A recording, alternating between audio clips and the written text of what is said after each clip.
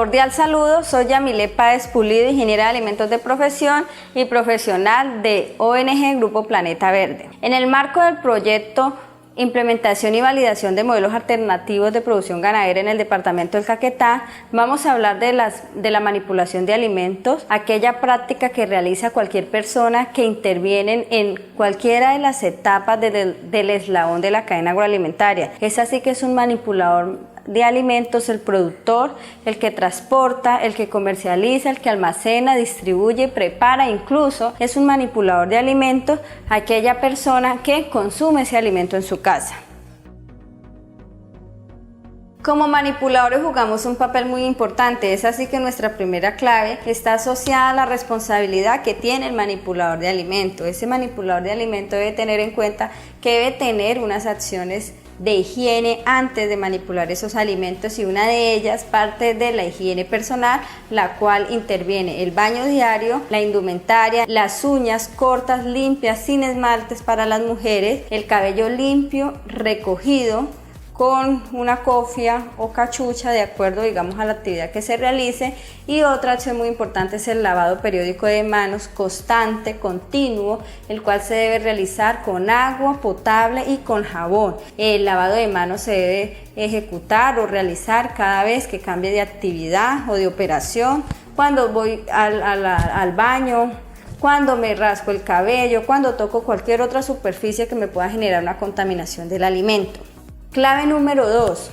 La clave número 2 hace alusión a la calidad del agua. El agua que yo utilizo para la preparación, el agua que yo utilizo para realizar los procesos de limpieza y desinfección debe ser un agua potable. La potabilidad del agua hace alusión a unos procesos que se realizan previamente a su uso y que es libre de agentes patógenos o microorganismos que me generan contaminación de la misma.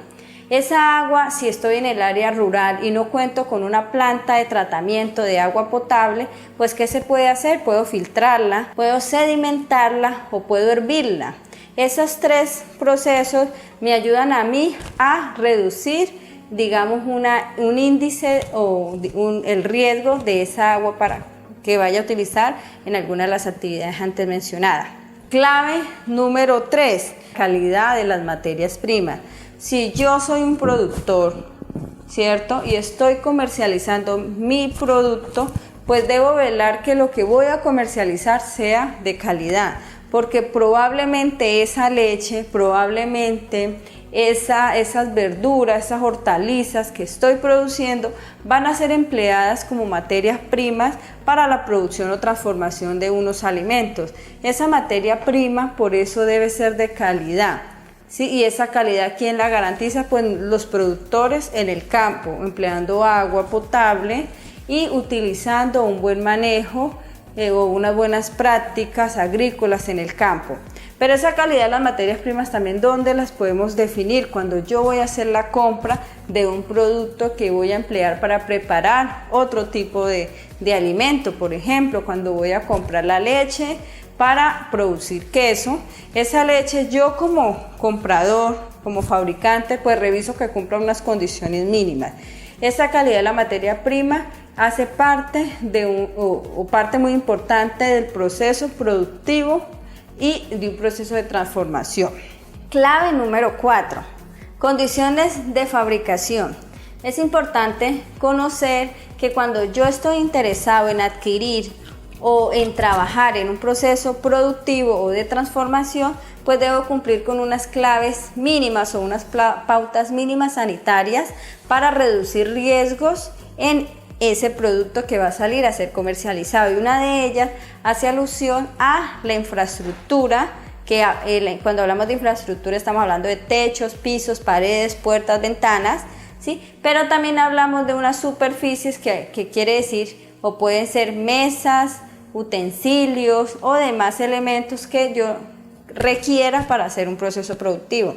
Esas instalaciones y esas superficies deben cumplir con 3 principios: no absorbentes, no porosos y de fácil limpieza y desinfección. Quiere decir que la madera no puede ser empleada ni en instalaciones ni en superficie porque no cumplen los 2 principios.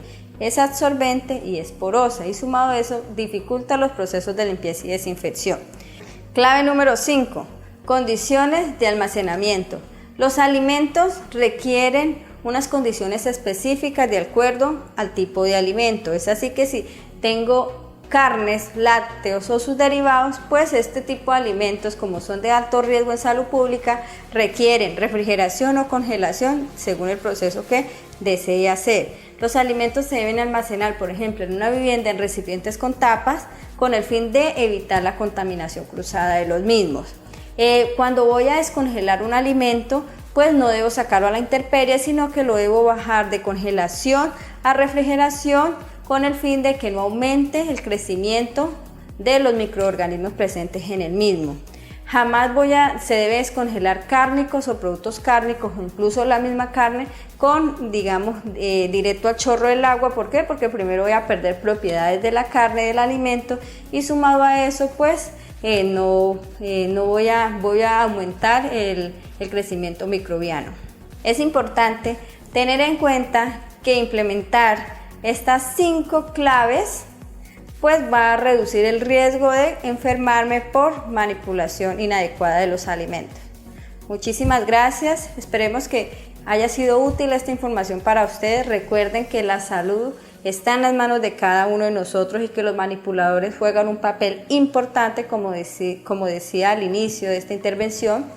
Por tanto, pues la idea es que pongamos en práctica lo que le acabamos de mencionar.